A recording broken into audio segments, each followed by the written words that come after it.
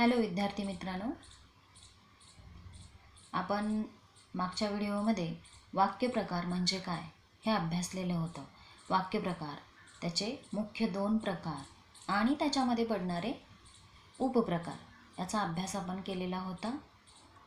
मी तुम्हाला कृती सोडवायला सांगितली होती. कृती पण सोडवून झाली असेल तुमची. तर आपण वाक्यप्रकारानंतर वाक्य रूपांतर हा पॉईंट अभ्यासणार आहोत. वाक्य रूपांतर म्हणजे काय, वाक्य रूपांतर म्हणायचं कशाला आणि त्याची गरज का असते हे आज आपण पाहणार आहोत. आता वाक्य रूपांतर म्हणजे तरी काय, आपण थोडक्यात काय म्हणतो, वाक्य रूपांतराला वाक्य परिवर्तन असं म्हणतो. वाक्य परिवर्तन म्हणजे काय, वाक्यामध्ये होणारा बदल म्हणजेच वाक्य परिवर्तन. पण हा जो बदल आपण करणार आहोत, करणार असतो किंवा नेहमी करत असतो, हा बदल कशासाठी करावा लागतो, याची गरज काय असते, वाक्यामध्ये बदल करण्याची गरज का असते, आपण सांगू शकतो का? बघा बरं, आपण आता बोलायला लागलो, सहजपणे आपण बोलतो, गप्पा मारतो, आपल्या एक विशिष्ट ट्युनिंगमध्ये आपण बोलण्याची सवय असते बघा. आणि आपण सतत सतत जर बोलत गेलो आणि त्या एकाच ट्युनिंगमध्ये जर आपण बोलत गेलो तर ऐकणाऱ्याला नको वाटतं, कंटाळा येतो. बघा मी काय म्हणते, एखादं जर भाषण आपण ऐकत असेल आणि त्या बोलणाऱ्या व्यक्तीचे किंवा वक्ता असेल, त्याचा बोलण्याचा टोन जो आहे, ट्युनिंग जे आहे, एकाच सुरामध्ये आहे, बदलतच नाही आहे. त्या बोलण्यामध्ये चढ उतार नाही आहे, सूर ताल ह्या गोष्टी कुठल्याच नाही आहेत.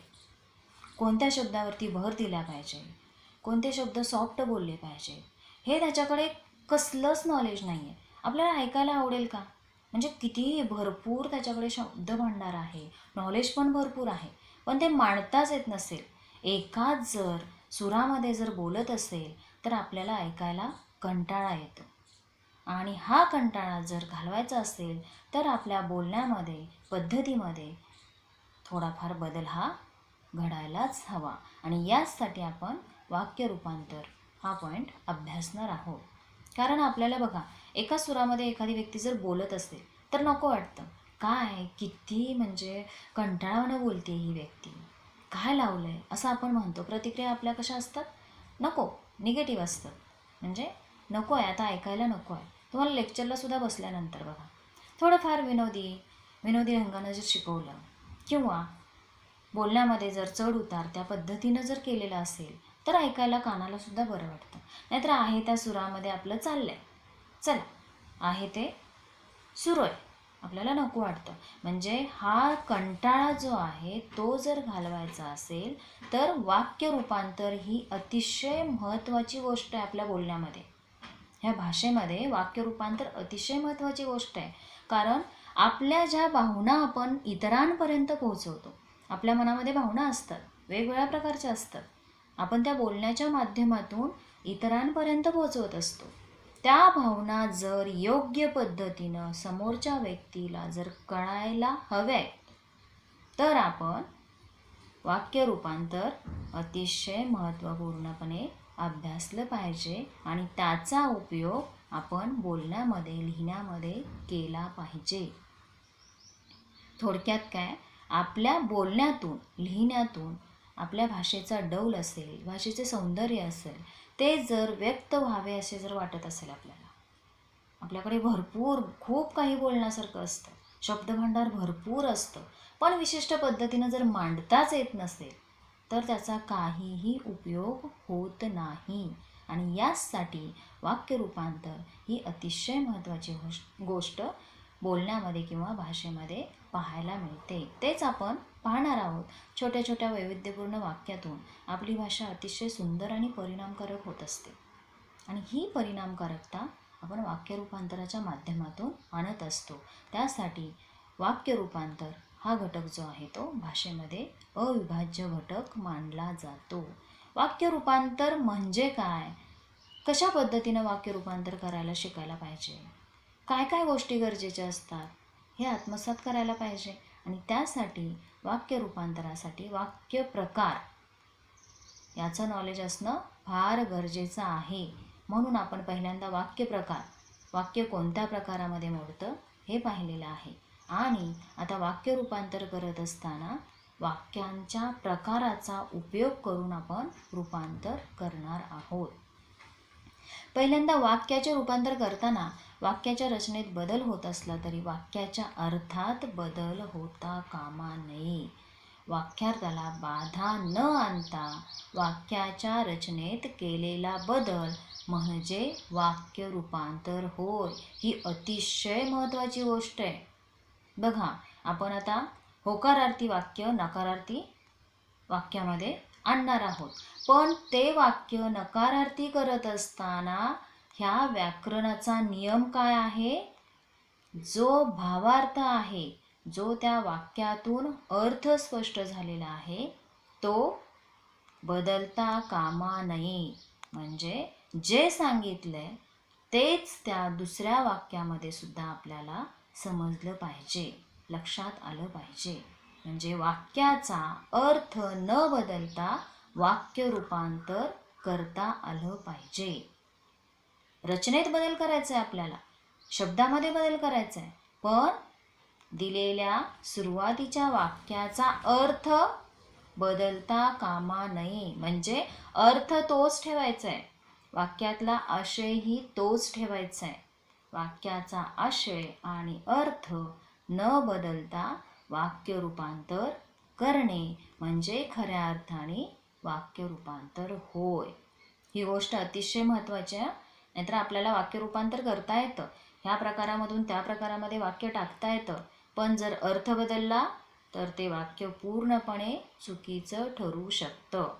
अशा पद्धतीनं ही गोष्ट सगळ्यात महत्त्वाची आहे, लक्षात ठेवायचं आहे. आपण बघूया, उदाहरणाच्या माध्यमातून तुमच्या लक्षात येईल.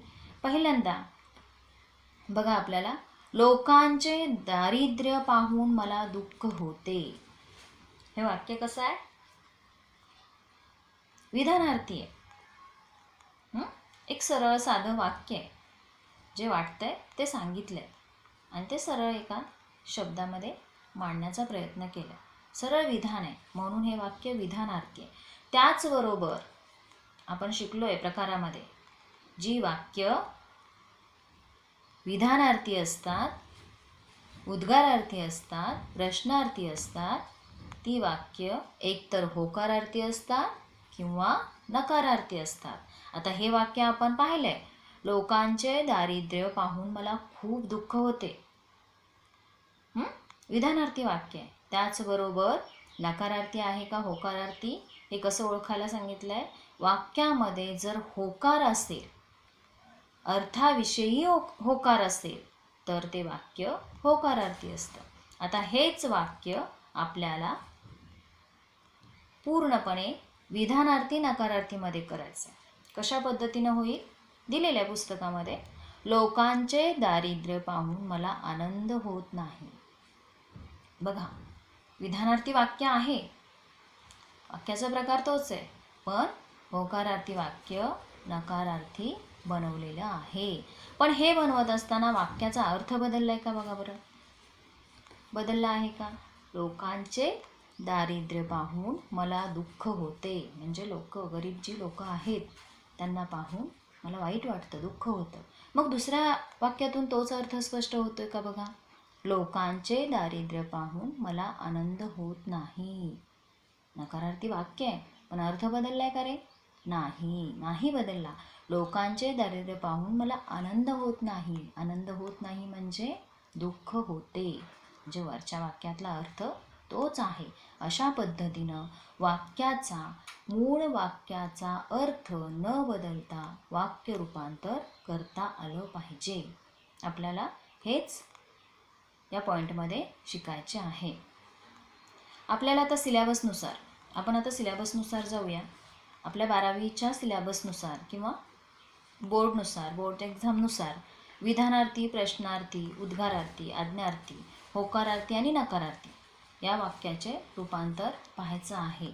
आपल्याला एक्झामनुसार किंवा सिलेबसनुसार विधानार्थी, प्रश्नार्थी, उद्गारार्थी हे कोणते प्रकार आहेत सांगा?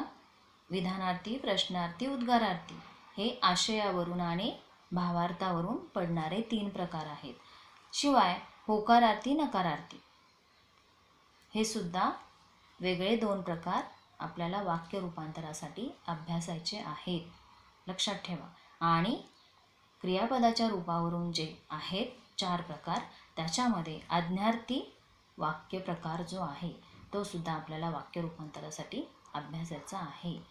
आपल्या 12वीच्या सिलेबसनुसार विधानार्थी, प्रश्नार्थी, उद्गारार्थी हे 3 जे आशयावरून आणि भावार्थावरून प्रकार पडतात ते अभ्यासायचे आहेत.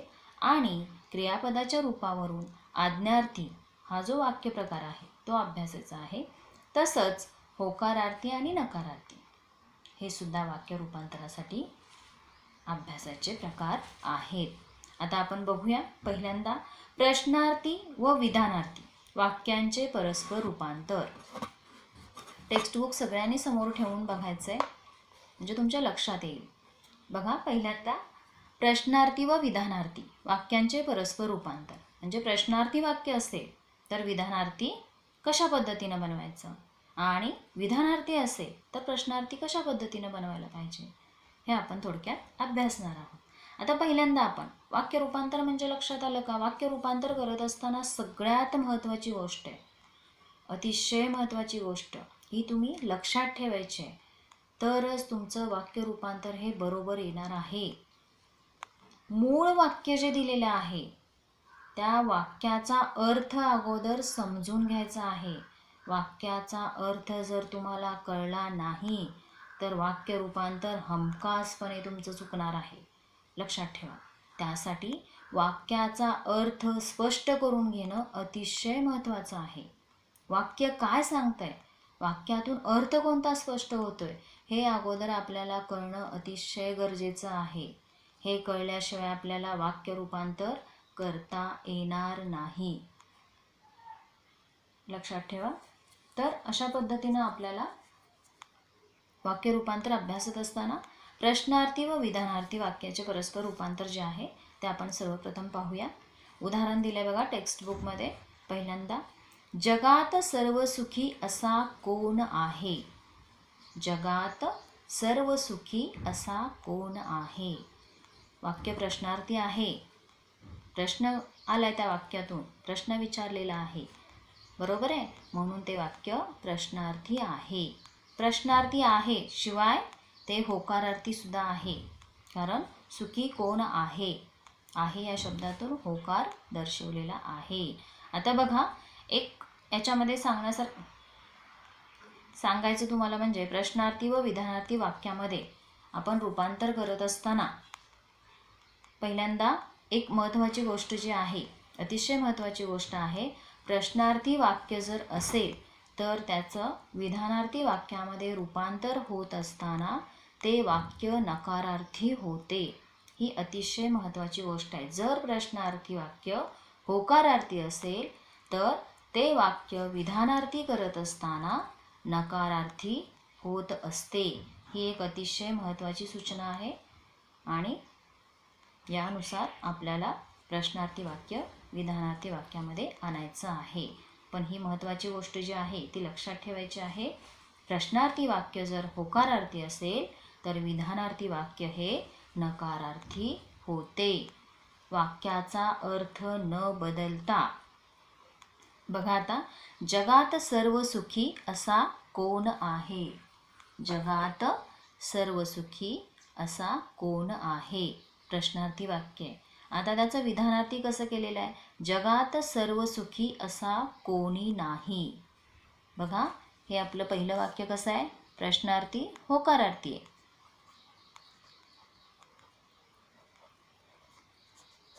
माहितीसाठी पाहिजे तर लिहून घ्या तिथे वाक्याच्या समोर. आणि जगात सर्व सुखी असा कोणी नाही, शब्दामधील बदल बघा. जगात सर्व सुखी असा कोण आहे? जगात सर्व सुखी असा कोणी नाही. म्हणजे वरच्या प्रश्नातून अर्थ काय स्पष्ट झाला आहे? जगात सर्व सुखी असा कोण आहे, म्हणजे जगात कुणीही सुखी नाही, समाधानी नाही, असा या वाक्याचा अर्थ स्पष्ट होतो. त्या प्रश्नातून हा अर्थ स्पष्ट होतो. तेच वाक्य विधानार्थी करत असताना नकारार्थी होईल, कारण हा नियम आहे. प्रश्नार्थी वाक्य जर होकारार्थी असेल तर विधानार्थी वाक्य हे नकारार्थी होते. आता बघा नकारार्थी झाले का. जगात सर्व सुखी असा कोणी नाही, म्हणजे सुखी असा कोणीच नाही. आणि नाही हा शब्द काय सांगतो, हे वाक्य नकारार्थी आहे. पण हे करत असताना वाक्याचा जो अर्थ आहे तो बदललेला आहे का, अजिबात नाही. म्हणजे जगात सर्व सुखी असा कोण आहे, कुणीही नाही असं हे वाक्य सांगतं. तसंच जगात सर्व सुखी असा कोणी नाही हे वाक्यसुद्धा हेच सांगतं. म्हणून वाक्याचा अर्थ न बदलता प्रश्नार्थी वाक्य विधानार्थी कशा पद्धतीने होईल, जगात सर्व सुखी असा कोणी नाही. बरोबर आहे. पण हे वाक्य होकारार्थी असताना नकारार्थी होईल. हा नियम अतिशय महत्त्वाचा आहे, तुम्ही लक्षात ठेवायचा आहे. उदाहरणाने सराव करायचा आहे याचा. बघा दुसरं उदाहरण काय सांगितलंय, अपमान केल्यास कुणाला राग येत नाही. प्रश्न आहे, अपमान केल्यास कुणाला राग येत नाही असा एक सरळ साधा प्रश्न केलेला आहे. म्हणून हे वाक्य प्रश्नार्थी आहे, पण हे नकारार्थी आहे. कुणाला राग येत नाही का असा नकार दर्शवलाय. बरोबर आहे. हे नकारार्थी वाक्य आहे.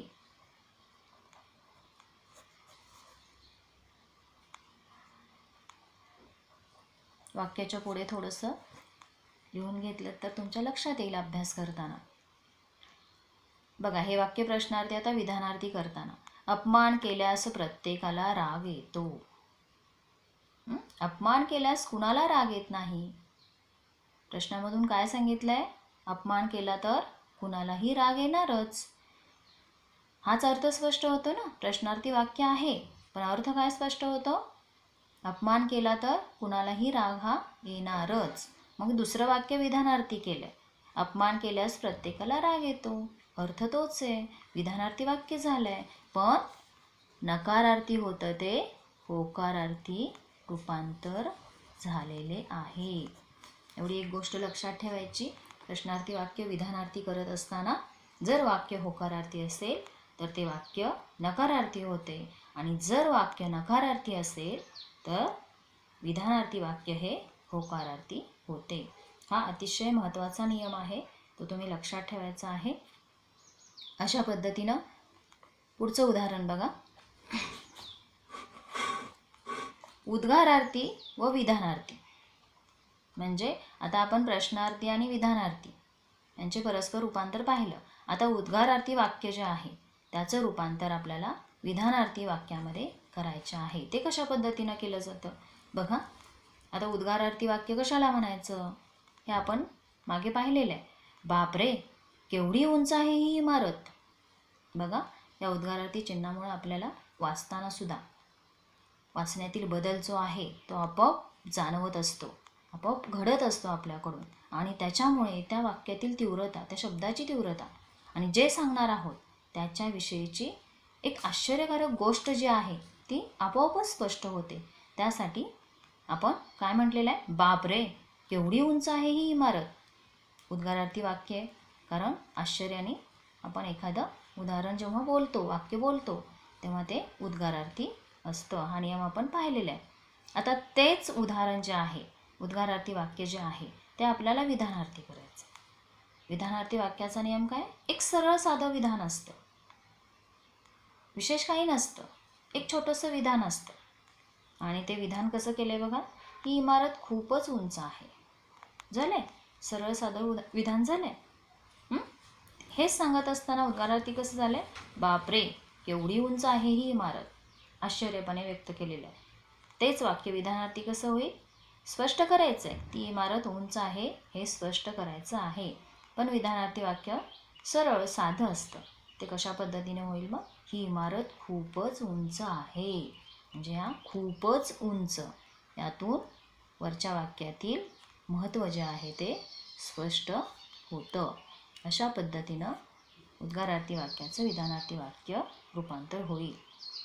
पुढचं उदाहरण काय दिले बघा, काल रात्री ढगांचा खूप गडगडाट झाला. विधानार्थी वाक्य, काल रात्री ढगांचा खूप गडगडाट झाला. विधानार्थी वाक्य, किती गडगडाट झाला ढगांचा काल रात्री. बघा, काल रात्री ढगांचा खूप गडगडाट झाला, म्हणजे खूप भयंकर ढगांचा आवाज येत होता. या वाक्यातून स्पष्ट होतं. हेच वाक्य आश्चर्याने एखादा बोलू शकतो. एखादा तुमच्यातलाच मित्र, काल रात्री ढगांचा खूप गडगडाट झाला. हे विधानार्थी सरळ साधं एक विधान सांगितलं त्याला जे वाटलं तेच एखादा विद्यार्थी कसं सांगेल, एखादा मित्र कसं सांगेल, किती गडगडाट झाला ढगांचा काल रात्री. आश्चर्याने, म्हणजे त्याला ते आश्चर्य वाटलं, त्या गोष्टीमध्ये काहीतरी आश्चर्य वाटलं, भयंकर वाटलं, आणि तो त्या पद्धतीनं व्यक्त झाला. पण अर्थ, दोन्ही वाक्यातला अर्थ बदललेला आहे का? तुमच्यातल्या एका मित्रानं काय सांगितलं, काल रात्री खूप गडगडाट झाला. दुसऱ्या मित्रांनी काय सांगितलं, किती गडगडाट झाला ढगांचा काल रात्री. म्हणजे त्याला त्यातलं खूप आश्चर्य वाटलं आणि तो आश्चर्याने बोलून गेला. पण अर्थ जो आहे, दोघांना एकच सांगायचं आहे, एकच गोष्ट पुढच्याला सांगायची आहे. अर्थ एकच दोन्ही वाक्यातून स्पष्ट होतो. म्हणजे हा नियम तुम्हाला कायमस्वरूपी लक्षात ठेवायचा आहे. वाक्य रूपांतर करत असताना दिलेल्या मूळ वाक्यातील अर्थ बदलता कामा नये. पुढे बघा काय सांगितलेलं आहे. आज्ञार्थी व विधानार्थी वाक्याचे परस्पर रूपांतर. आता आज्ञार्थी हा वाक्यप्रकार कशामध्ये मोडतो? आशय आणि भावार्थावरून पडणारा प्रकार याच्यामध्ये मोडतो का? नाही. तर क्रियापदाच्या रूपावरून जे 4 प्रकार पडतात त्यातला हा आज्ञार्थी वाक्याचा प्रकार आहे. आज्ञार्थी म्हणजे वाक्य कसं ओळखायचं, तर ज्या वाक्यातून आज्ञा केलेली असते. आज्ञा वेगवेगळ्या प्रकारची असते. आज्ञा म्हणजे हुकूम एवढाच अर्थ नाही होत, तर आज्ञा ह्या वेगवेगळ्या प्रकारच्या असतात. आशीर्वादाच्या स्वरूपात असते, प्रार्थनेच्या स्वरूपात असते, विनंतीच्या स्वरूपात असते, उपदेशाच्या स्वरूपात असते, सूचनेच्या स्वरूपात असते. हे जे वेगवेगळे स्वरूप आहे वाक्यांचं, म्हणजे आपण देवाकडे जेव्हा प्रार्थना करतो, प्रार्थनेच्या स्वरूपातून देवाकडे काहीतरी मागणंच मागतो, म्हणजे आज्ञाच करतो. ती आज्ञा कशी आहे? प्रार्थनेच्या स्वरूपातून असते. अपेक्षा ठेवतो, विनंती करतो, एखादी सूचना देतो, म्हणजे ही थोडक्यात काय असते? आज्ञाच असते. अशा प्रकारचं जेव्हा वाक्य असतं तेव्हा ते आज्ञार्थी वाक्य असतं. आता इथे उदाहरण दिलेले बघा. तू नियमित व्यायाम कर. आता सरळ सरळ इथं आज्ञा दिलेली आहे. आज्ञार्थी वाक्य आहे. अशा वाक्यामध्ये आज्ञाही असते, सूचना असते किंवा प्रार्थना असते, आशीर्वाद असतो. आशीर्वादाच्या स्वरूपात सुद्धा मोठा यशस्वी हो, खूप खूप यश मिळवा असा आशीर्वाद जरी असला तर आशीर्वादाच्या स्वरूपात ती आज्ञा आहे. तुम्ही यश मिळवण्यासाठी प्रामाणिक राहिलं पाहिजे, कष्ट केलं पाहिजे, ही एक आज्ञा आहे. म्हणून हे सगळे प्रकार जे असतात ते आज्ञार्थी वाक्यामध्ये मोडतात. आता वाक्य काय दिले? तू नियमित व्यायाम कर. कर या शब्दावरून काय आहे? आज्ञा केलेली आहे. आणि ही आज्ञा कशी आहे? आज्ञार्थी स्वरूपामध्ये.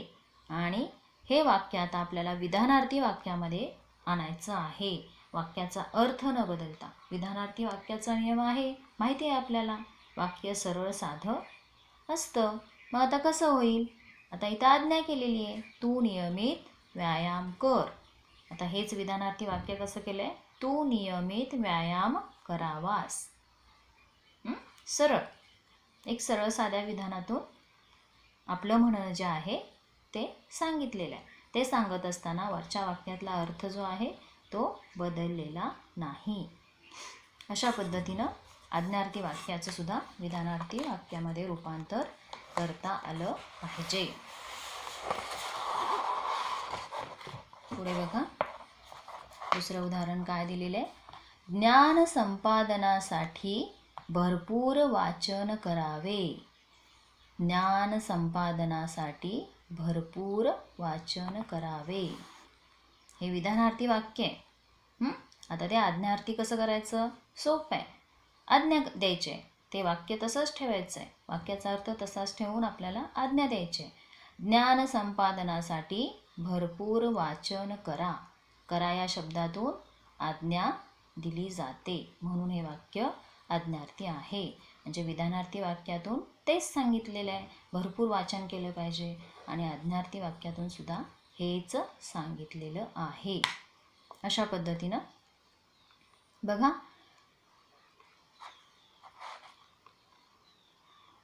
पुढचं आहे होकारार्थी आणि नकारार्थी वाक्याचे परस्पर रूपांतर. हा सुद्धा प्रकार अतिशय महत्त्वाचा आहे. हे करत असताना आपलं कधीकधी थोडंसं जजमेंट चुकू शकतं. फार महत्त्वाचा हा प्रकार आहे. आपण सरळ सरळ वाक्य वाचतो, आहेच्या ठिकाणी नाही करतो आणि चला झालं, होकारार्थीचं नकारार्थी झालं, असं होत नाही. फक्त होयच्या ठिकाणी नाही आलं म्हणजे होकारार्थीचं नकारार्थी झालं असं अजिबात होत नाही. कारण जसंच्या तसं वाक्य जर आपण लिहिलं आणि होयच्या ठिकाणी नाही केलं तर पूर्णपणे वाक्याचा आशय अर्थ बदलतो.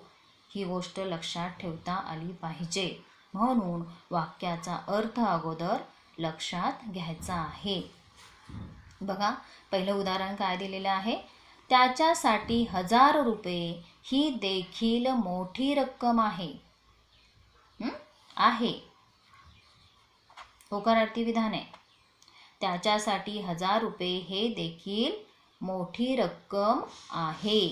आता हे विधानार्थी वाक्य आहे, विधानार्थी होकारार्थी, पण आपल्याला फक्त होकारार्थी वाक्य नकारार्थीमध्ये आणायचं आहे. त्यासाठी आपल्याला इथं दिलेलं आहे बघा. त्याच्यासाठी 1000 रुपये ही देखील मोठी रक्कम आहे.